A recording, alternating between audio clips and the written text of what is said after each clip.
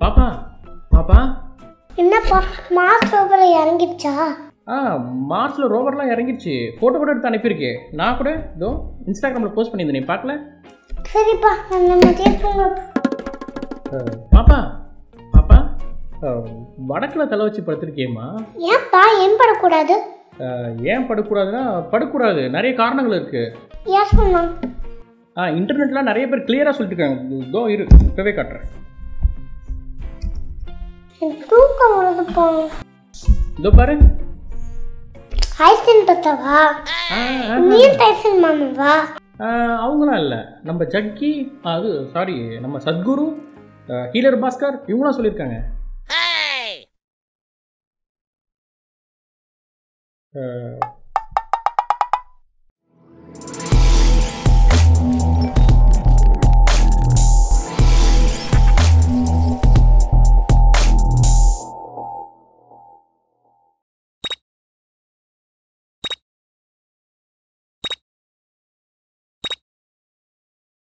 சரி, வடக்கு பக்கம் தலை வச்சு படுக்கலாமா வேண்டாமா அப்படின்னு நீங்கள் நெட்டில் பார்த்தீங்கன்னா எக்கச்சக்கமான ஆர்டிக்கல், நூற்றுக்கணக்கான வீடியோஸ் யூடியூப்பில் இப்படி நிறையா இருக்குது. இதில் நம்பிக்கை சார்ந்து இப்படி பெரியவங்க சொல்கிறாங்க, இப்படி நம்பப்படுது அப்படின்ட்டோ இல்லை வாஸ்து அப்படின்னு சொல்லிட்டு அறிவியல் இல்லாமல் சொல்லப்படுறது கருதப்படுறதெல்லாம் ஓகே, ஏன்னா அவங்க அப்படி நம்புகிறாங்க, அதில் ஓகே. ஆனால் சில வீடியோஸ் பார்த்திங்கன்னா அறிவியல் இது எப்படி சொல்லுது அப்படின்னு சொல்கிறது தான் நம்ம பார்க்குறோம். இப்போ உதாரணத்துக்கு சத்குரு அவர்களும் ஹீலர் பாஸ்கர் இவங்க 2 பேருமே அறிவியல் பூர்வமான அதுக்கு விளக்கம் கொடுக்குறாங்க. அது சரியா அப்படின்னு பார்க்கலாம். சத்குரு அவர்கள் வடக்கு பக்கம் தலை வச்சு படுக்கக்கூடாது அப்படின்னு சொல்கிறதுக்கான அறிவியல் காரணம் என்ன அப்படிங்கிறத பாருங்கள். பூமி அப்படிங்கிறதே ஒரு காந்தம் மாதிரி, அதுக்கு மேக்னெட்டிக் போல், நார்த் போல் சவுத் போல் இருக்குது, காந்தப்புலம் இருக்குது அப்படிங்கிறார். சரி, இப்போ அவர் என்ன சொல்கிறாருன்னா நார்த் போலுக்கு பவர் அதிகம், அதனால தான் கண்டங்களை அது மேலே இழுக்குது அப்படின்னு சொல்கிறார். அதாவது கண்டங்களின் நகர்வை பற்றி சொல்கிறார். நம்ம ஏற்கனவே எவல்யூஷன் வீடியோவில் அந்த கண்டங்களின் நகர்வை பற்றி சொல்லியிருப்போம். நம்ம இந்தியா என்ன ஆகுதுன்னா, நம்ம இந்தியாவோட பிளேட் மேலே இருக்க பிளேட்டோட மோதி தான் அந்த 2 பிளேட்டும் மோதுற இடம் தான் இப்படி ஒரு மலை மாதிரி குவியுது அப்படிங்கிறதும், இமயமலை அப்படி தான் உண்டானது அப்படிங்கிறத நம்ம சொல்லியிருப்போம். அவரும் அதே தான் சொல்கிறார். இமயமலை 2 பிளேட்டுகள் மோதி இப்படி உண்டாகுதுன்னு சொல்கிறார். ஆனால் அவர் எதனால்ன்றார்னா நார்த்து போல் புல் பண்ணிச்சான், இழுக்குதான், அதனால தான் இந்த பிளேட்டு ஈர்ப்பு விசையின் காரணமாக மேலே போய் இப்படி முட்டுறதால தான் இமயமலை உண்டானது அப்படிங்கிறார். இப்போ என்கிட்ட ஒரு மேக்னெட் பார் இருக்குது. இது மேலே நார்த் கீழே சவுத்துன்னு வச்சுக்கோங்க. இது என்கிட்ட ஒரு காயின், இரும்பு காயின் இருக்குது. இதை வச்சு நான் ஒட்டுறேன். இப்போ ஒரு மேக்னெட்டில் இப்படி ஒட்டும்போது என்ன ஆகுதுன்னா ஒரு பொருள் ஒட்டிகிட்டு இருக்குன்னு வச்சுக்கோங்களேன். இப்போ இது மூவ் ஆகி நார்த்துக்கு போயிட்டுருக்கா? ஒரு காந்தம் அப்படி தான் நடுவில் தான் உடம்புல ஒட்டிகிட்டு இருக்க பொருள் அப்படி மேலே நார்த்தை நோக்கி இழுக்குமா? அப்படி இழுக்காது.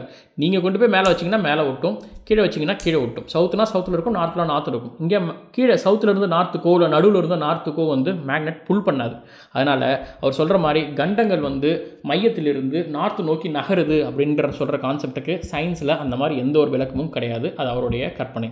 அடுத்தவர் என்ன சொல்கிறாருன்னா, நமக்கு ரத்த சோகை என்ன பண்ணுறோம், டாக்டர்கிட்ட போகிறோம். டாக்டர் என்ன சொல்கிறாரு, இரும்பு சத்து சேர்த்துக்கோங்க, இரும்பு கால்சியம்லாம் எடுத்துக்கோங்க அப்படிங்கிறாங்க. நம்ம சாப்பாடு சாப்பிட்றோம், சாப்பாட்டில் இரும்பு சத்து இருக்குது, அயன் இருக்குது. அப்போ நம்ம உடம்புல ரத்தத்தெல்லாம் அயன் கலந்துருக்கு. நம்ம நார்த்து பக்கம் தலை வச்சு படுக்கும்பொழுது நம்ம உடம்புல இருக்கிற ரத்தத்தை கலந்துருக்கிற இந்த அயன்லாம் என்ன ஆகும்னா நார்த்து போலால் இழுக்கப்பட்டு நம்ம மூளைக்கு தலைக்கு அதிகமாக போகும் அப்படிங்கிறாரு. நம்ம மூளை நரம்புகள்லாம் நுண்ணிய நரம்புகளால் ஆனது. அங்கே ரத்தம் அதிகமாக போகிறதால ஒரு சொட்டு ரத்தம் எக்ஸ்ட்ரா மூளைக்கு போனால் கூட நமக்கு ஸ்ட்ரோக் மாதிரியோ தூக்கத்தில் இறக்குற மாதிரியான வாய்ப்புகள் அதிகமாக இருக்குது. தொடர்ந்து நீங்கள் நார்த்து பக்கம் படுக்க இந்த மாதிரி வாய்ப்புகள் அதிகமாக இருக்குது அப்படின்னு ஒன்று சொல்கிறாரு. இதற்கான எந்த ஆதாரங்களும் இல்லை. முதல் விஷயம், நான் ஏற்கனவே சொன்ன மாதிரி நார்த் அப்படிலாம் இழுக்கலை. நான் ஏற்கனவே சொன்ன மாதிரி இந்த பாருங்கள், ஒரு காயினை ஒட்டியிருக்கோம், அது நார்த்து நோக்கிலாம் நகரலை. அது மாதிரி நகரவும் நகராது எந்த ஒரு பொருளும். நார்த்துக்கு அந்த சக்தி கிடையாது. அப்படியே போனாலும் மூளையில் ஒரு சொட்டு எக்ஸ்ட்ரா போனால் நமக்கு இந்த மாதிரி வாய்ப்பு அப்படிலாம் கிடையவே கிடையாது. மருத்துவ ரீதியாக நம்மளுடைய ஹார்ட் பார்த்திங்கன்னா ஒரு பம்பிங் மோட்டார் மாதிரி சரியான ப்ரெஷரில் நம்ம உடம்பு முழுக்க ரத்தத்தை அனுப்பிட்டு இருக்கு. இந்த காந்தப்புலத்தால் ரத்தங்கள் இந்த ஓட்டங்கள்லாம் பாதிக்கப்படவே இல்லை. அது அறிவியல் படி மிக தவறு. இன்னொன்று சொல்கிறாரு, அதாவது இந்த பூமத்திய ரேகைக்கு மேலே இருக்கிறவங்க, நார்த் சைடில் இருக்கிறவங்க நார்த்து பக்கம் தலை வச்சு படுக்கூடாதான். அதுக்கு கீழே இருக்கிறவங்க, ஆஸ்திரேலியா மாதிரி கீழே இருக்கிறவங்க பார்த்திங்கன்னா சவுத் சைடு தலை வச்சு படுக்கூடாதான். ஏன்னா அந்த போலில் பவர் அதிகமாக இருக்கும் அப்படிங்கிறாரு. ஸோ அதுக்கான எந்த ஒரு அறிவியல் முகாந்திரமும் கிடையாது. சரி, நார்த்தில் இருக்கவங்க நார்த்தில் தலையை வைக்கக்கூடாது, சவுத்தில் இருக்கவங்க சவுத்தில் தலையை வைக்கக்கூடாது, போலில் பவர் ஜாஸ்தின்னு சொல்கிறீங்க. நடுவில் இந்த ஈக்குவேட்டர் லைனில் நடுவில் பூமத்திய ரேகையில் இருக்கிறவங்களாம் எப்படி படுக்கிறது அப்படின்னு ஒருத்தர் கூட்டத்தில் கேள்வி கேட்குறாரு. அதுக்கு அவர் என்ன பதில் சொல்லியிருப்பார்னு நினைக்கிறீங்க? ஸ்பின் லைக் எ நீடில் அப்படிங்கிறார். சொல்லிட்டு அவரே சிரிச்சுக்கிறார். பாப்பா, பெட்ரோல் விலை 92 rupees ஆயிடுச்சு. சரி, ஹீலர் பாஸ்கருக்கு வருவோம். ஹீலர் பாஸ்கர் என்ன சொல்கிறாருன்னா, ஒரு மேக்னெட்டோடைய பேசிக்கான பண்புகளை முதல்ல சொல்கிறார். அதாவது ஒரு மேக்னெட் இருக்குது, இதை நான் வந்து இப்படி ரெண்டாக உடைக்கிறேன் அப்படின்னா என்ன ஆகும்னா, இப்போ இது ரெண்டும் ஈர்க்கப்படும். ஏன்னா இது நார்த்தாகவும் இது சவுத்தாகவும் இருக்குது. இதுவே வந்து பார்த்திங்கன்னா இந்த நார்த் சவுத் அப்படிங்கிறது எதிர் துருவங்கள் வந்து ஈர்க்கும். இதே சேம் துருவங்கள் இருக்குன்னு வச்சுக்கோங்க, இதுவும் நார்த் அப்படின்னா ஒன்றை ஒன்று விளக்கும் அப்படிங்கிறது நம்ம பேசிக்காக தெரியும். ஒரே துருவங்கள் விளக்கும், வேறு துருவங்கள் ஈர்க்கும் அப்படிங்கிற பண்பை தெளிவாக சொல்கிறார். அது ரைட். அடுத்து ஹீலர் என்ன சொல்கிறாருன்னா, நம்ம தொப்புளுக்கு மேலே வந்து நார்த் போலாகவும் தொப்புளுக்கு கீழே சவுத் போல்னு நம்ம ஒட்டுமொத்த உடம்புமே வந்து ஒரு மேக்னெட் மாதிரி அப்படிங்கிறாரு. நம்ம சத்குராவது வந்து நம்ம உடம்புல இருக்கிற அந்த ரத்தத்தில் இருக்கிற அயன்ஸை வச்சு சொன்னார். ஆனால் இவர் நாமளே காந்தம் அப்படிங்கிறார். சரி, அவர் சொல்கிற கணக்குப்படியே காந்தம் நாம் அப்படின்னு வச்சுக்கிட்டா அவர் என்ன சொல்கிறாருன்னா, எதிர் துருவங்கள் வந்து ஈர்க்கும், ஆனால் ஒரே துருவங்கள் எதிர்க்கும். அதாவது என்னென்னா, வடக்கு பக்கம் நம்ம தலை வைக்கிறதால நாமளே ஒரு மேக்னெட், நம்ம தலை வந்து ஒரு வடக்கு, நாம் வடக்கு பக்கம் தலை வைக்கிறதால ஒரே துருவங்கள்ங்கிறதால காந்தம் வந்து விளக்குமா அப்படின்னு சொல்கிறார். சரி, இது வந்து நியாயமாக படலாம், உங்களுக்கு கரெக்டு தானே அவர் சொல்கிறது. நாம் வடக்கு வைக்கும்போது நம்ம உடம்பே வந்து நம்மளே வந்து ஒரு நடமாடும் ஒரு மேக்னெட்டுன்னு வச்சுக்கிட்டா, நமக்கு ஒரு மேக்னெட்டிக் ஃபீல்டு இருக்குதுன்னு நினச்சிக்கிட்டிங்கன்னா, அவர் சொல்கிற மாதிரி வந்து வடக்கு பக்கம் தலை வச்சா எதிர்க்கணும்ல, நம்ம அப்படி படுக்க முடியாதுல்ல அப்படின்னு நீங்கள் சொல்கிறது எனக்கு புரியுது. ஆனால் இங்கே இன்னொரு ஷாக்கிங்கான உண்மை என்ன அப்படின்னா, அதை நான் எளிமையாக சொல்கிறேன். சரி, இதுதான் வந்து ஒரு காம்பஸில் இருக்க முள் அப்படின்னு வச்சுக்கோங்க, திசைக்காட்டியில் இருக்கிற ஒரு முள்.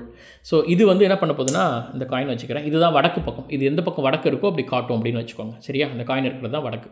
இப்போ என்ன பண்ணுது, நம்ம இந்த திசைக்காட்டி வடக்கு பக்கத்தை காட்டுது. அப்போ நமக்கு இதுவரை எழாத ஒரு கேள்வி என்னென்னா, காந்த விதிப்படி பார்த்திங்கன்னா எதிர் திசைகள் இருக்கும், ஆனால் ஒரே திசைகள் விளக்கணை தானே செய்யணும். அதுவும் வடக்குனா இந்த முள்ளும் வடக்கு, இதுவுமே ஒரு மேக்னெட் தானே, இதுவும் வடக்குனா எப்படி இருக்கணும், இப்படி தானே திரும்பி இருக்கணும், எப்படி வடக்கு அதையும் வடக்கு கரெக்டாக காட்டுது அப்படின்னு ஒரு கேள்வி நமக்கு எழுந்திருக்கணும்ல. ஆனால் நமக்கு பெரும்பாலும் எழுந்திருக்காது. ஸோ அது வடக்குனா இது நேரம் தெற்க காட்டி இப்படி தான் இருந்திருக்கணும் இல்லையா. ஆனால் எப்படி வடக்கு ஒரே திசை எப்படி காட்டுது, அது மேக்னெட்டுக்கு அதோடைய விதிக்கு எதிரானது இல்லையா. ஸோ இங்கே தான் நம்ம ஒன்று புரிஞ்சுக்கணும். என்ன அப்படின்னா, ஜியாகிரபிக்கலி நார்த் அண்ட் சவுத் இருக்குது, மேக்னெட்டிக்லி நார்த் அண்ட் சவுத் இருக்குது. ஜியாகிரபிக்கலாக பார்த்தீங்கன்னா இதுதான் நார்த், இதுதான் சவுத், மேலே இருக்கிறது நார்த், கீழே இருக்கிறது south. Geographical north and south. ஆனால் மேக்னெட்டிக்கல் நார்த் அண்ட் சவுத் அது கிடையாது. மேக்னெட்டிக்காக நார்த்துங்கிறது கீழே, சவுத்துங்கிறது மேலே. அப்போ இவங்க இவ்வளோ நேரம் சொன்ன கதைகள்லாம் பாருங்கள். சத்குரு வந்து மேலே தான் நார்த், அதனால தான் இழுக்குதுங்கிறார். ஹீலரும் வந்து மேலே தான் நார்த், அதனால தான் நம்ம நார்த் அப்படி வச்சாடுங்கிறார். அப்போ உண்மை என்னென்னா, மேலே இருக்கிறது சவுத், கீழே இருக்கிறது நார்த். இதுதான் மேக்னெட்டிக் ஃபீல்டு. ஜியோகிராஃபிக்காக தான் மேலே நார்த், கீழே சவுத். இதை நம்ம பேசிக்காக புரிஞ்சுக்கணும். இப்போ யோசிச்சு பாருங்கள், இப்போ இந்த முள் காட்டுறது உங்களுக்கு கரெக்டாக இருக்கும். நம்ம வடக்கு அப்படிங்கிறது ஜியாகிரபிக்கலாக நார்த், ஆனால் அது வந்து மேக்னெட்டிக் ஃபீல்டாக அது வந்து சவுத். அதனால தான் அது அட்ராக்ட் ஆகி நம்மளுடைய காந்தம் வந்து அதை அந்த திசை காட்டுது. இப்போ அது உங்களுக்கு புரிஞ்சிருக்குன்னு நினைக்கிறேன். இப்போ இவங்க சொன்ன கதைகள்லாம் பாருங்கள், அறிவியல் பூர்வமாக இவங்க கஷ்டப்பட்டு மூச்சு முட்டை கொடுத்த விளக்கங்கள்லாம் எவ்வளவு அபத்தமானது அப்படிங்கிறது உங்களுக்கு தெரியும். காந்தம் அப்படிங்கிறது மனிதனுக்கு பலாயிரம் வருடங்களுக்கு முன்பே பரிச்சயமான ஒன்று. இயற்கையாகவே பார்த்திங்கன்னா மேக்னடைஸ்டு அயனாக இருக்கிற இந்த லோட் ஸ்டோன் அப்படின்னு ஒன்று சொல்லுவாங்க. இந்த மைன்கிராஃப்ட் கேமில் கூட பார்த்துருப்பீங்க. அந்த லோட் ஸ்டோன் அப்படிங்கிறது இயற்கையாகவே காந்தத்தன்மை கொண்ட ஒரு கல்லுன்னு சொல்லலாம்.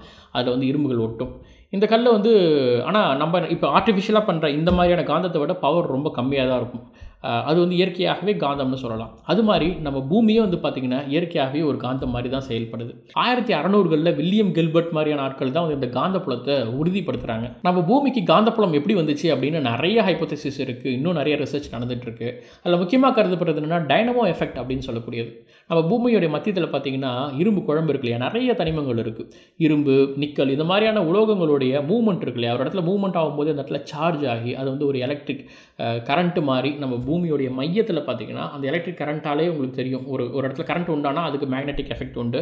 மேக்னெட் இருந்தால் அங்கே நம்ம வந்து எலக்ட்ரிக் ப்ரொடியூஸ் பண்ண முடியும்னு இந்த எலக்ட்ரோ மேக்னெட்டிக்குங்கிற வேர்டு உண்டாச்சு இல்லையா. அந்த மாதிரி மேக்னெட்டுக்கும் எலக்ட்ரிக் கரண்ட்டுக்கும் தொடர்பு உண்டு. அது மாதிரி பூமியோடைய மையத்தில் இந்த எலக்ட்ரிக் சார்ஜ் இந்த மூவ்மெண்ட்டால் உண்டாகிறதால நமக்கு இந்த பூமியை வந்து ஒரு மேக்னெட்டாக ஃபீல்டு மாதிரி உண்டானது அப்படிங்கிற மாதிரியான தேரிஸ் இருக்குது. காந்தப்புல வீழ்ச்சி அப்படின்னு அறிவியலாளர்கள் சொல்கிறாங்க. சில இடங்களில் பூமியில் வந்து பார்த்திங்கன்னா காந்தப்புலங்கள் வந்து வலுவிழந்துக்கிட்டே வருது, இது ரொம்ப ஆபத்து அப்படின்னு சொல்கிறாங்க. நம்ம சூரியன்லேருந்து வர்ற சோலார் விண்டாக இருக்கட்டும், யூவின்னு சொல்லக்கூடிய புற ஊதா கதிர்கள், இதிலிருந்து நமக்கு இந்த மேக்னெட்டிக் ஃபீல்டு தான் ஒரு ப்ரொடெக்ஷன் ஷீல்டு மாதிரி நம்மளை பாதுகாக்குது.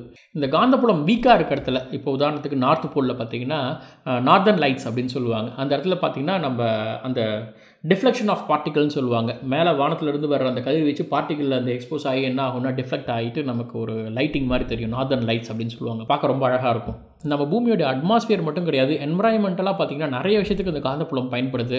நேச்சுரலாக பறவைகள் கூட பார்த்திங்கன்னா அந்த காந்தப்புலத்தை பயன்படுத்தி தான் சரியான பாதை போயிட்டு வருதுன்னு சொல்கிறாங்க. கடல் கடையில் ஆமைகள், இந்த மாதிரி நிறைய கடல் தாண்டி போயிட்டு வர்றது, கண்டம் விட்டு கண்டம் போயிட்டு வர்ற விலங்குகள், பறவைகள்லாம் பார்த்திங்கன்னா அந்த காந்தப்புலத்தையும் பயன்படுத்துது அப்படின்னு அறிவியலில் சொல்கிறாங்க. ஸோ இந்த காந்தப்புலம் அப்படிங்கிறது மனுஷங்களுக்கு மட்டும் கிடையாது, எல்லா உயிர்களுக்குமே மிக மிக முக்கியமான ஒன்று.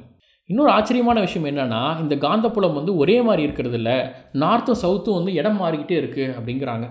கடைசியாக ஒரு 7 லட்சம் வருஷத்துக்கு முன்னாடி கூட பார்த்திங்கன்னா இப்போ இருக்கிற நார்த் வந்து சவுத்தாகவும் சவுத் வந்து நார்த்தாகவும் இருந்ததுக்கான ஆதாரங்கள் கிடைச்சிருக்கு அப்படிங்கிறாங்க. அது மட்டும் இல்லை, கடைசி 8.3 கோடி வருடங்களில், கடைசி ஒரு அப்ராக்சிமேட்டாக 8 கோடி வருஷத்தில் 183 முறை வந்து இந்த நார்த் சவுத்துங்கிற ஷிஃப்ட் நடந்திருக்கு அப்படின்னு சொல்கிறாங்க. கடலுக்கு அடியில் இருக்கிற இந்த ஓஷன் ஃப்ளோர்ஸ்னு சொல்லுவாங்க, அதில் இருக்கிற பொருட்களை பார்க்குறது, அப்புறம் வல்கனோவுடைய டெபாசிட்ஸ், எரிமலைகள்லேருந்து வர்ற தனிமங்கள் அதோடைய அடுக்கப்பட்டிருக்கிறது, இதெல்லாம் பார்த்துட்டு தான் வந்து சேட்டலைட் ஃபோட்டோஸ் இதெல்லாம் வச்சு இந்த காந்தப்புலங்களுடைய மாற்றங்களை வந்து அறிவியலாளர்கள் கணிக்கிறாங்க. ஸோ டெக்னாலஜியை பயன்படுத்தி இந்த பூமியுடைய காந்தப்புலத்தை பற்றி நம்ம நிறையா அறிவியல் பூர்வமாக தெரிஞ்சு வச்சுருக்கோம். நம்ம உடம்பு எப்படி வேலை செய்யுது அப்படிங்கிறதையும் நம்ம தெரிஞ்சு வச்சுருக்கோம். இதெல்லாம் வச்சு பார்க்கும்போது வடக்கு பக்கம் தலை வைத்து படுக்கிறது அப்படிங்கிறது எந்த ஆபத்தும் கிடையாது, அதற்கான எந்த அறிவியல் முகாந்திரமும் கிடையாது. நான் நம்புகிறேன், அது என்னோட நம்பிக்கை. பெரியவங்க அப்படி தான்ப்பா சொல்லியிருக்காங்க, ஆன்மீகத்தில் அப்படி இருக்குது அப்படின்னு சொல்கிறவங்கள விட்டுறணும். ஆனால் அறிவியல் பூர்வமாக அதை நிரூபிக்க ட்ரை பண்ணுறாங்க அப்படின்னும்பொழுது தான் நாம் அதை கேள்வி கேட்கணும். ஒரு டீச்சர் ஸ்டூடெண்ட்டுக்கு 2 + 2 = 5 அப்படின்னு சொல்லி கொடுத்தா பேரண்ட்ஸ் ஆகி நீங்கள் வந்து பார்த்துட்டு சும்மா இருப்பீங்களா? என்னங்க பேசிக் கணக்கு போய் இவ்வளோ தப்பாக சொல்லி கொடுக்குறீங்கன்னு கேள்வி கேட்பீங்கள? கணக்கு மாதிரியே தான் அறிவியலும். அறிவியலில் இதெல்லாம் பேசிக்ஸ். இந்த பேசிக்கே தப்பாக வச்சுட்டு இந்த பொய்யை வந்து தொடர்ந்து பரவிட்டே இருக்காங்க. அடுத்த தலைமுறை ஞாபகம் வச்சுக்கோங்க, உங்கள் பசங்களுக்கு இந்த அறிவியல் கரெக்டாக போய் சேரணுமா அப்படிங்கிற மைண்ட் செட்டில் மட்டும் யோசிங்க.